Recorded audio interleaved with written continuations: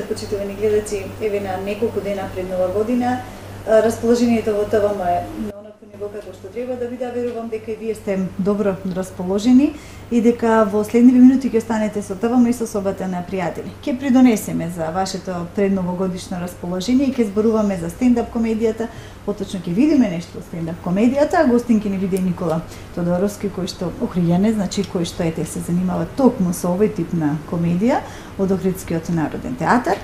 А на почетокот ќе ви дадеме совршен предлог каде можете да се одморите оваа зима.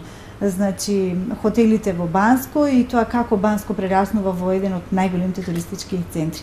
Моја многу драга гостинка денеска на почетокот на емисијата во собата на пријатели е господја Елида Битрак, собственик на туристичката агенција Елидаторс. Добро вечер, добро ни дојдовте. Добро вечер, ви благодарам и поздрав до гледачите на вашата ценета телевизија.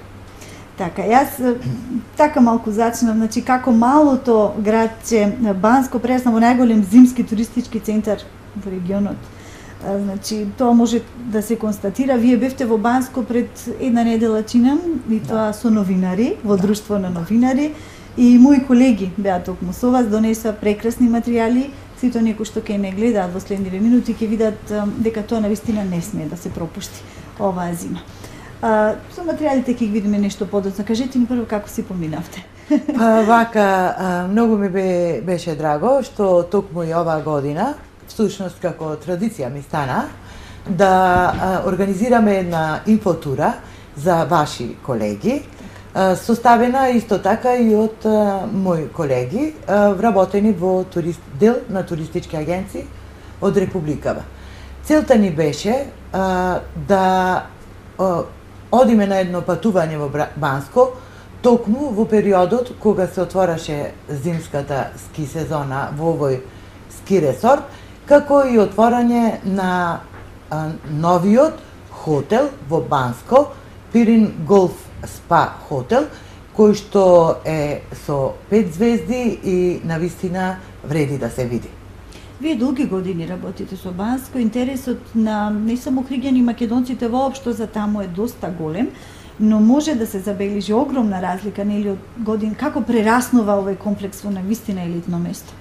Па ние како туристичка агенција зимските центри во Бугарија, не само во Бугарија, туку и пошироко, ги работиме веќе долго време и имаме навлезено во сите во поголем дел на елементи кои што го сочинуваат овој зимски спорт.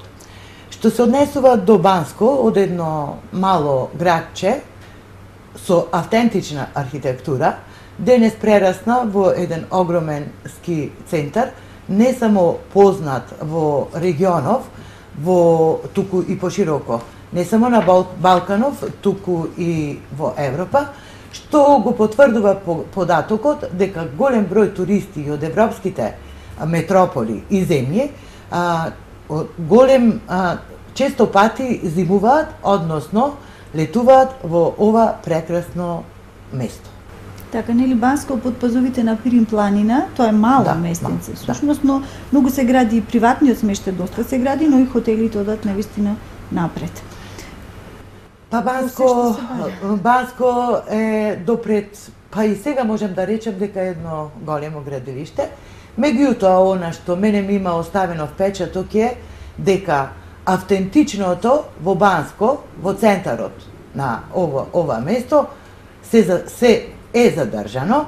Значи, задржани се една автентична улица, која што е составена од калдарма, куќите се со непроменета, воопшто непроменета архитектура, меѓутоа на некој начин се реставрирани, а она што е специфично е задржано.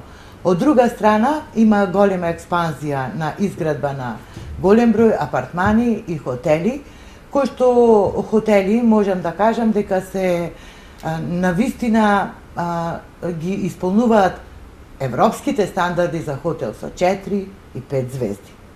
Значи, што значи тоа? Дека ако е хотел со 4 звезди, не може а да нема базен и спа центар, а за 5 звезди да не зборуваме. Така.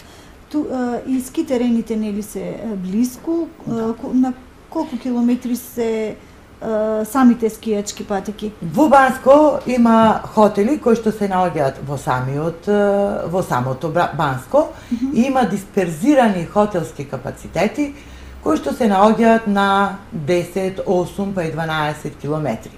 Меѓутоа, иако тие хотели се наоѓаат надвор од Банско, се функционира како што треба, затоа што од хотелите е организиран транспорт, бесплатен, мислам, до гондолата, до ски лифтовите и бесплатен, тоа хотелот си е во пакетот на цената, така да нема никаков проблем. Так. Еве веќе снимки гледаме, значи од жицарата. Исто да не се грижат љубителите на зимските спортови, значи снег мора да има. Да, секако. Дали природен или вештачки? И покрај тоа што кога бевме на инфотурата, немаше снег, утредента заврна половина метар, немаше никаков проблем со снегот, затоа што топовите правеа нон-стоп вештачки снег и стазите, кои што се околу 30 километри, си функционира перфектно како што треба. Така. Имаше голем број посетители, не само од Бугарија, туку и од соседните држави, Грција, Македонија, исто така имаше и доста познати скиори, кои што ја отворија ски сезоната, како на пример Марк Джирарделли. Значи светскиот скијачки крем доаѓа во Банско. Она што е, можам да потенцирам, она што е карактеристично, баш токму на денот кога се отвораше зимската сезона, има организациониот одбор реализира една игра, наградна игра, која што се состоеше во следново. Во кутии, закопани во снежната покривка, имаше кутии во кои стоеа одредени награди, кои можам да речам не беа ни мали, вредни беа доста, како на пример телевизор, DVD плеер, храна, престој во одредени хотелски капацитети, а имаше и една многу вредна награда, Audi A1, која што ја доби случајно еден наш граѓанин македонец. Така. Значи тоа на самото отварање на тие затоа што прават нели спектакл на вистина убав начин. Со огномети, со музика, со игрорни групи, со нивните традиционални обичаи кои што сето тоа беше дел од отворањето на ски сезоната во Банско. Така. Уште еднаш ќе потенцирам дека наша екипа беше во Банско на самото отварање, па предлагам сега да видиме значи случајни туристи таму кои што ги сретнавме, да видиме што тие мислат за Банско.